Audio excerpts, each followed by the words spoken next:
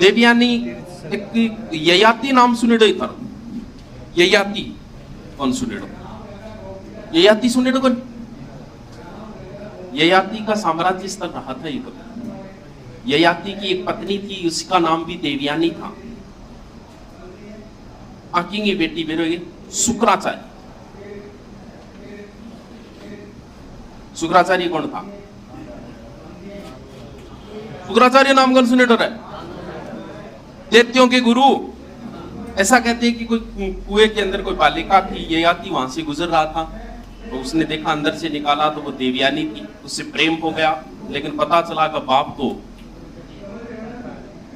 दैत्यांगो गुरु, तो ये डर गया था। तब इसने विवाह तो किया, लेकिन शुक्राचार्य ने कहा कि मेरी छोरी आंख में कभी आंसू नहीं आना चाहिए तेरी वजह। आई कह के विदा करे आचार कह मेरी छोरी भूखी नहीं रहनी चाहिए। 7-8 जाम दिया मर के बाद डटिया बोलना सुसरा के छोरी को पेट खाली नहीं रहना चाहिए। वो देवयानी थी। अब देवयानी ब्याह के लिए आती, देवयानी के साथ एक सहेली भी आई। अब ये आती जी वहां सहेली पर हो गया फिदा।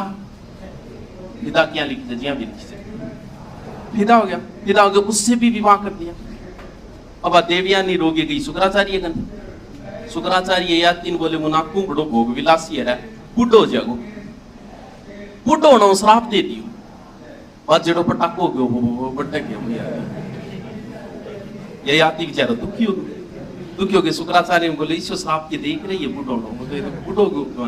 बोले एक इलाज है, तेरे 5 बेटा है, 5 में अगर कोई जवानी तन्ने दे दे तो तेरे इलाज हो जाओ। तो बताते हैं लास्ट जो बेटा था बुरू, वो बोले पापा जी कोई नहीं थे, मौज करो, मैं लिजवानी थे ले।